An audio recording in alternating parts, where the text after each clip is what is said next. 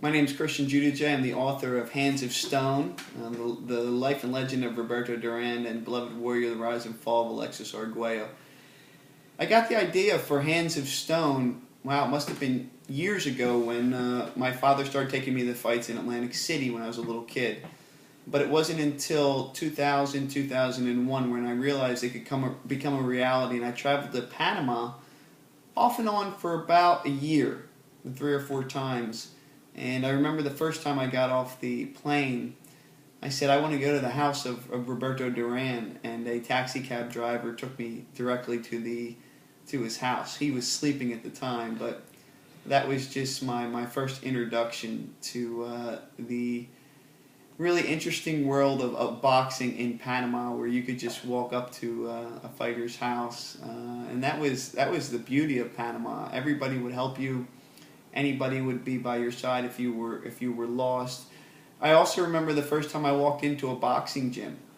I was quickly whisked away by a fellow boxer who said, "What are you doing here?" And it wasn't really the best part of Panama, but the beauty of that as well was the fact that I could go to any of those boxing gyms once I established myself as a writer.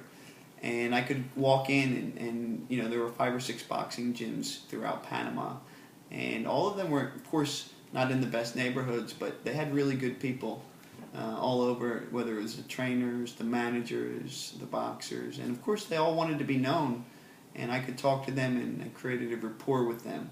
So that was really the most valuable part of writing Hands of Stone. I never considered it work because I was always finding out something new about Roberto Duran, or any of the boxers from Panama, and that was also interesting. I got to meet so many different boxers, and for the first time in my life, I actually had some stability in the sense where I could write about any of those boxers, and then that was the advent of how many of these internet sites were coming on, so I could attach myself to an internet site, which was Fight News at the time, and write about the boxers. So I could send all of these correspondent articles back to Fight News, but going to Panama sort of opened my eyes to a lot of the issues that these gyms. I mean, a lot of these gyms didn't have running water.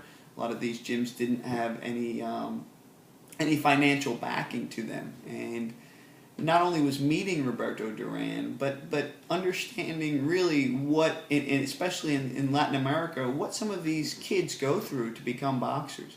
Some of them just sacrifice their entire lives. Some of them start boxing when they're 7 years old. Some of them, and the common story the common thread that we mostly see is the fact that narrative of the young kid fighting in the streets, and he was seen by a trainer, and then next thing you know he's in the gym. Next thing you know he's a world champ. So Panama was a really unforgettable experience, and my time with Roberto Duran.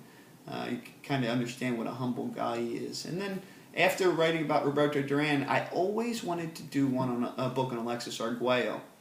And I met Alexis Arguello and talked to him about the book in 2008, and I went back after he, unfortunately, he passed away in 2009, and I went back later in 2009 to talk about the book, and eventually I found some interest in the book, and I found a publisher. But going to Nicaragua was similar to Panama.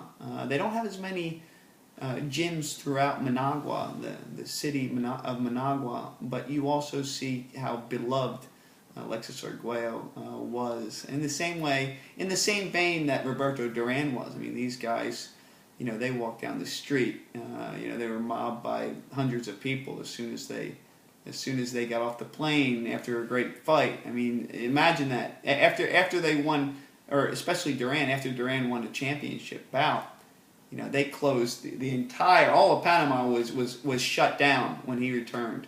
Alexis Arguello, now that was a little bit of a different story because he got into the Sandinistas exiled him for years. So in the prime of his career, he didn't have that same rapport with the Nicaraguan people that Roberto Duran did with the Panamanians. So it's a little bit of a different narrative with those two stories, but both of them are equally as intriguing. So I'm Chris Giudice. I just wanted to tell you a little bit about my journeys in Nicaragua and Panama, and I just enjoyed so much writing both of those books.